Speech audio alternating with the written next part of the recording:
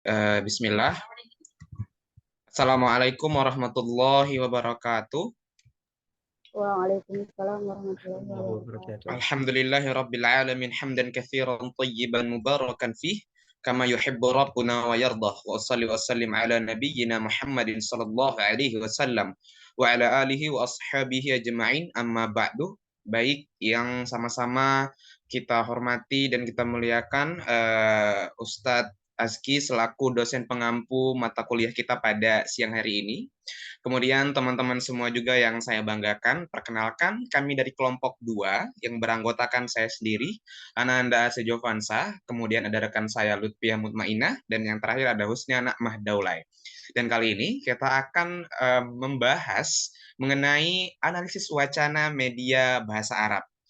Untuk itu, untuk tidak memperpanjang mukadimah, langsung saja kita masuk ke pemateri pertama yang akan disampaikan langsung oleh Saudari Husnia. Kepada Husnia Nakmah Daulay, kami silakan. Baik, terima kasih kepada moderator yang telah mempersilahkan saya untuk memaparkan materinya.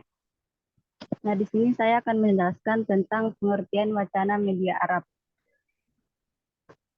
Nah, di sini setiap waktu yang namanya wacana itu selalu memiliki ruang sendiri dalam kehidupan sosial ataupun dalam kehidupan masyarakat. Karena wacana itu sendiri selalu berkaitan dengan yang namanya kata atau bahasa, baik itu secara tulisan maupun secara lisan. Seperti yang telah dijelaskan oleh Suryawati, bahwa wacana adalah rekaman kebahasaan yang utuh tentang peristiwa komunikasi yang biasanya terdiri atas seperangkat kalimat yang mempunyai hubungan pengertian yang satu dengan pengertian yang lainnya.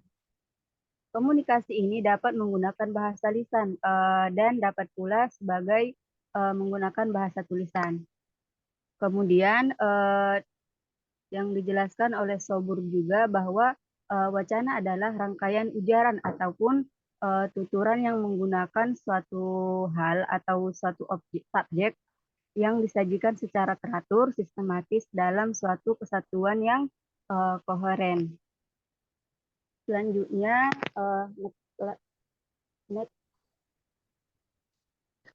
nah di sini ada studi wacana dalam disiplin ilmu linguistik disebut sebagai analisis wacana. Meski dalam berbagai disiplin ilmu, analisis wacana memiliki definisi yang berbeda-beda, titik singgungnya berhubungan dengan studi pemakaian bahasa, seperti yang dijelaskan oleh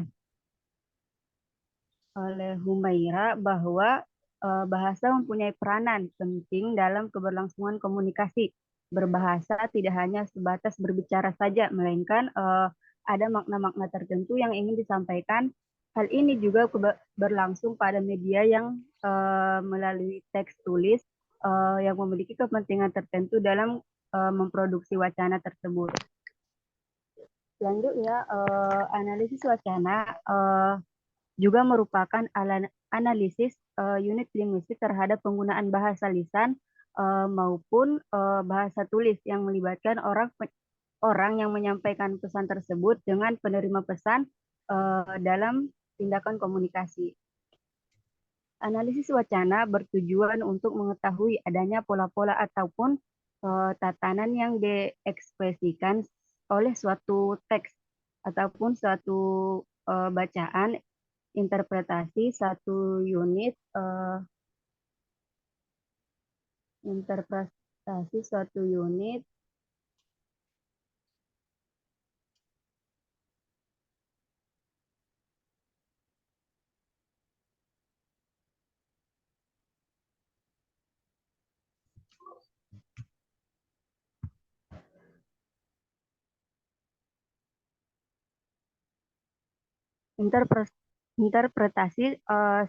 kebahasaan dapat diketahui secara jelas. Kemudian analisis wacana ini juga mengkaji tentang unit kebahasaan dalam cakupan ilmu linguistik, baik mikro seperti sintaksis, pragmatik, morfologi, dan fonologi, dan juga linguistik makro seperti sosiolinguistik, pragmatik, psikolinguistik, dan psikolinguistik. Kemudian selanjutnya yaitu pengertian media. Next, pengertian media. Pengertian media ini secara etimologi kata media merupakan bentuk jamak dari medium yang berasal dari bahasa Latin yang berasal dari medius yang berarti tengah. Sedangkan dalam bahasa Indonesia kata medium ini dapat diartikan sebagai antara ataupun sedang. Nah, sedang di sini itu dia misalkan kayak baju. Dia nggak terlalu besar dan nggak terlalu kecil, dia ukurannya sedang gitu. Sehingga pengertian media itu sesuatu yang mengarah pada suatu yang mengantar ataupun meneruskan informasi ataupun pesan antara sumber atau si pemberi pesan itu dan yang menerima pesan. Media juga dapat diartikan sebagai suatu bentuk dari saluran yang digunakan dalam suatu proses penyajian informasi.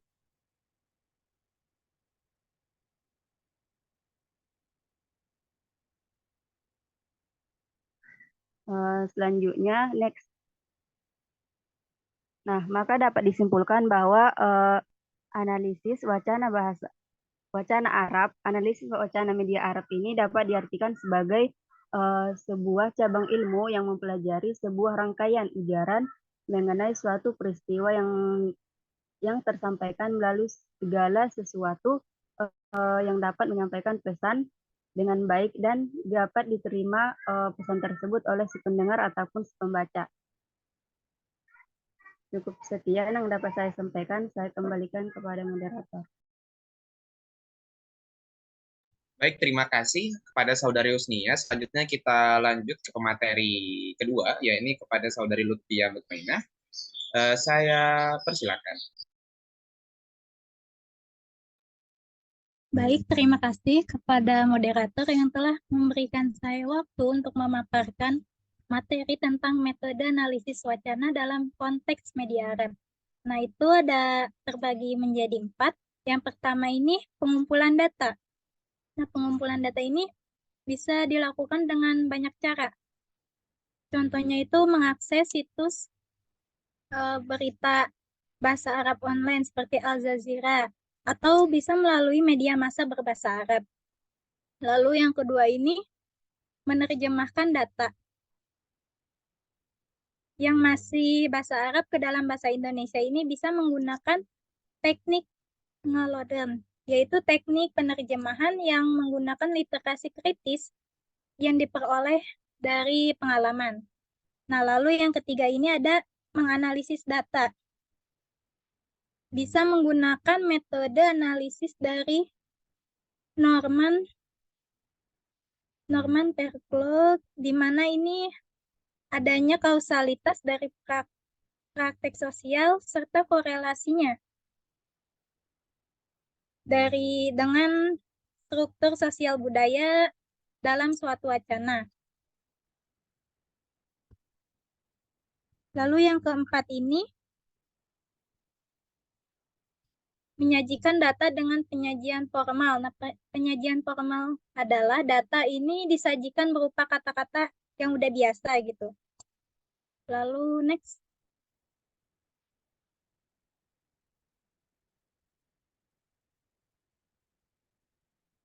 Lalu ada studi kasus dalam analisis wacana di media koran dan majalah Arab.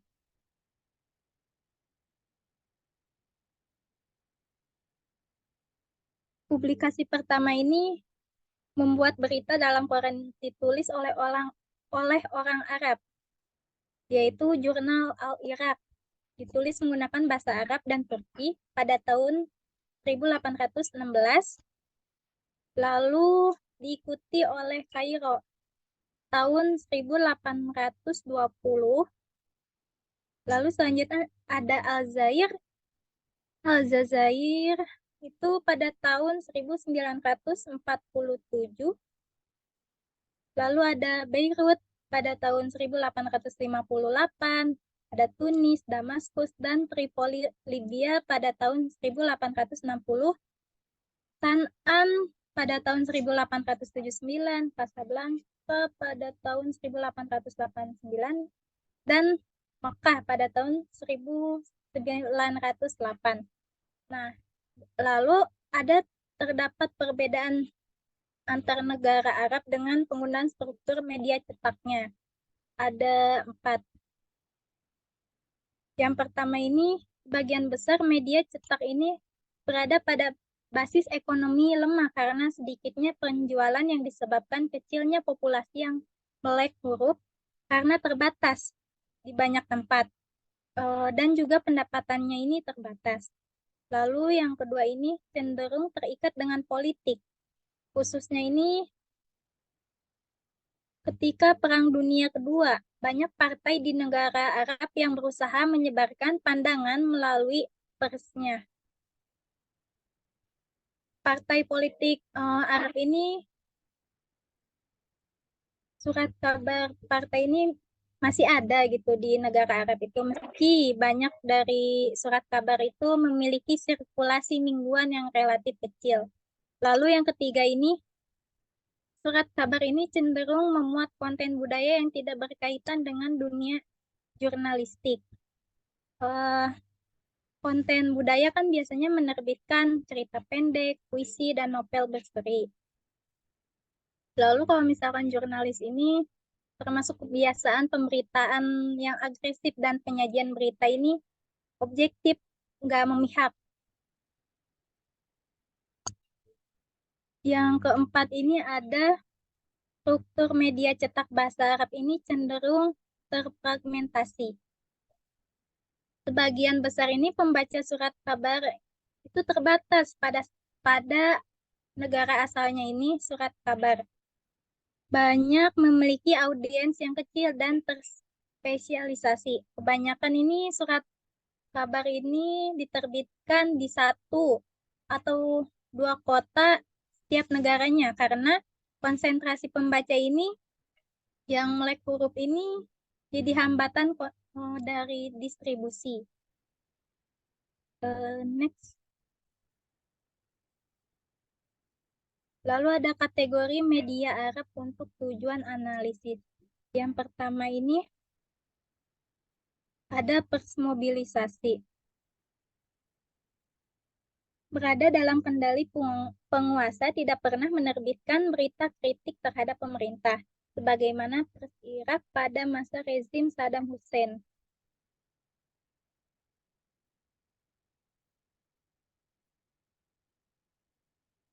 Tidak ada keragaman ini yang signifikan. Partai ini memandang dirinya sebagai garda depannya rakyat, menganggap pers ini sebagai alat mobilisasi politik masyarakat. Mereka ini gak puas dengan persetujuan pasif, namun mengharapkan dukungan editorial aktif terhadap kebijakannya. Lalu yang kedua ini ada loyalis. Dimiliki oleh swasta, namun nggak mengkritik pemerintah, cenderung dekat sama pemerintah yang tertinggi. Namun masih tetap mengkritik juga.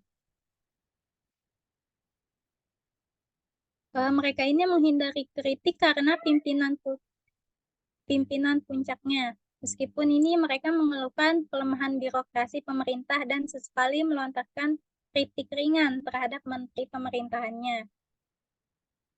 Lalu ada media cetak yang beragam. Karakteristiknya ini yang paling membedakan adalah bahwa surat kabar ini mewakili keragaman yang besar dalam hal kontennya, gayanya, dan juga orientasi politiknya. Nah, di belakang pers ini ada sistem politiknya yang mencakup partai politik yang aktif dan lingkungan dengan kebebasan berpendapat dibanding dengan sebagian besar wilayah lain di dunia Arab. Mungkin cukup sekian yang dapat saya sampaikan. Saya kembalikan kepada moderator. Baik, terima kasih Lutfia Mutmainah atas materinya. Kemudian kita masih ke materi yang terakhir, itu tentang studi kasus analisis wacana dalam berita televisi Arab. Nah, ini dia berita pertama, berita media online Al Jazeera, jadi ini media televisi Arab ya, Sabtu 12 Januari 2019, mengenai kematian jurnalis Jamal Khashoggi. Kalau teman-teman tahu, ini tuh beritanya sempat viral banget dulu, karena Jamal Khashoggi ini jurnalis yang rajin mengkritik pemerintahan Arab Saudi ya, dan tiba-tiba jasadnya hilang. Jasadnya hilang, dia orangnya hilang dan tidak tahu kemana jasadnya. Ada yang bilang dijadikan dihancurkan pakai zat asam, ada yang bilang juga dibakar dan lain sebagainya. Kemudian berita Al Jazeera memberitakan bahwa apakah kasus Jamal Khashoggi menguap. Nah, kita akan menganalisis dari kata-kata ini. Hal tabakharat, ini typo ya, sorry, qadiyah seharusnya. Qadiyah Jamal Khashoggi. Oke. Jadi di sini yang dipakai adalah tabakharat atau dalam bahasa Inggrisnya itu evaporate atau menguap. Nah, di sini kita bisa mengetahui bahwa wacana bahasa Arab, wacana berita dalam bahasa Arab itu tidak hanya menyajikan berita secara gamblang begitu saja, namun jurnalis-jurnalis juga harus mampu untuk memberikan kiasan-kiasan atau metafora yang dimana ini akan berefek kepada respon daripada masyarakat agar masyarakat mau membaca, agar masyarakat lebih penasaran dengan berita yang mereka sampaikan, maka mereka perlu memberikan sedikit bumbu-bumbu berupa metafora atau perumpamaan-perumpamaan tentang apa yang mereka beritakan. Dan kali ini para jurnalis menggunakan kata tabakhorat yang artinya menguap. Menguap maksudnya apa? Nah, tiba-tiba aja kasusnya Khashoggi ini hilang, tidak ada beritanya lagi gitu. Nggak tahu di mana jasadnya, nggak tahu gimana dia matinya, dan bahkan beritanya pun nggak ada lagi. Nah, gitulah kira-kira analisisnya. Kemudian yang terakhir adalah implikasi analisis wacana media Arab terhadap pemahaman budaya dan politik. Implikasi artinya adalah dampak langsung dari analisis wacana media Arab terhadap pemahaman budaya dan politik. Nah, analisis wacana media Arab di Arab itu mempunyai dampak yang sangat-sangat besar sekali ya, terutama dirasakan oleh kaum Hawa. Nah, adanya media Arab itu membuat para perempuan, apalagi internet dan lain sebagainya, media sosial terutama, membuat para perempuan yang tadi secara budaya di Arab itu bisa dibilang tidak terlalu mendapatkan hak yang setara dengan laki-laki, di mana mereka tidak boleh mengemudi mobil sendiri, mereka tidak boleh kemana-mana sendiri, tidak boleh ke bioskop, dan lain sebagainya. Dengan adanya media internet, dengan adanya media sosial, perempuan-perempuan di Arab sana yang tadi budayanya mereka terkungkung, tidak berani berpendapat, mereka menjadi lebih berani, mereka menjadi lebih kritis untuk mendapatkan hak-hak mereka sebagai manusia, yang dimana dahulunya hak-hak mereka itu dikekang ya, apalagi seperti di Afghanistan sekarang, di mana perempuan-perempuan tidak mendapatkan hak sebagaimana mestinya. Nah, dengan adanya wacana media Arab ini, mereka lebih berani. Kemudian, tentu saja di bagian politik juga sangat berpengaruh ya, teman-teman. Kenapa? Karena wacana media Arab ini membuat berita-berita dari Timur Tengah itu menjadi lebih imbang. Kenapa bisa saya bilang lebih imbang? Karena cenderung media-media Barat itu cenderung lebih menyudutkan negara-negara Timur. Nah, sehingga dibutuhkan adanya berita atau media Arab yang bisa memberitakan fakta sebenarnya yang ada di lapangan. Adanya media Arab memberikan pengaruh sosial budaya yang sangat ketara di negara Arab.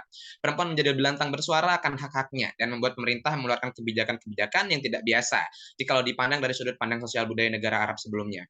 Jadi yang mereka kritik itu bukan pergantian rezim, tapi yang mereka kritik adalah bagaimana pemerintah mampu memberikan hak-hak mereka sebagai perempuan. Oke, dia Teng Besi Teng Kayu. Terima kasih dan thank you. Selanjutnya kita masuk ke sesi diskusi. Sekian dari kami. Jika ada teman-teman yang bertanya, silahkan kami persilakan.